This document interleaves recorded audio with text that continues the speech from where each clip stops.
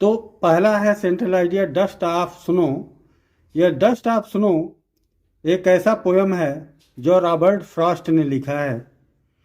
इस पोयम में बता रहा है कि किस तरह से एक कौवा हेमलॉक पेड़ पर बैठा हुआ है, और हेमलॉक एक जहरीला पेड़ का प्रतीक है, और जिस पर बर्फ़ के पाउडर हैं, और उस बर्फ़ का पाउडर जब कौवे के बैठने से उस पर से हिल रहा है और नीचे कवि है उसके ऊपर बर्फ़ का पाउडर पड़ता है, तो कवि का मनोभाव बदल जाता है और उसके सारे अंदर की जो कष्ट है वो बदल जाता है, वो सुख में बदल जाता है। इस प्रकार से इस कविता में है। तो हम सेंट्रल आइडिया कहने जा रहे हैं। The poem dust of snow is a small poem. ये छोटी सी कविता है। सोज चेंजिंग ऑफ वंस एटीट्यूड। यह किसी के एटीट्यूड को, किसी के दृष्टिकोण को ये क्या करता है, बदलते हुए दिखाता है। द पोएट रॉबर्ट फ्रॉस्ट यह so Robert Frost shows the crow and hemlock trees. इसमें दिखाता है क्या कि कौवे को और एक हेमलॉक ट्री को। These are symbol of bad omen. यह अपशकुन का प्रतीक है। बैड ओमेन बुरा, बैड ओमेन का प्रतीक है।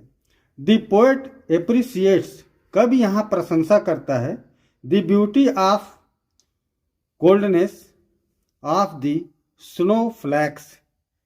उस सुंदर दृश्य का जो कोल्डनेस हो, पूरा तरह से शीतलता हो, of the snow blank flakes, पूरी तरह से बर्फ के, फ्लैक्स मीन्स बर्फ के उन सतह से, विच changes the mood off the poets, जो कवि के मूड मीन्स विचार को बदल देता है।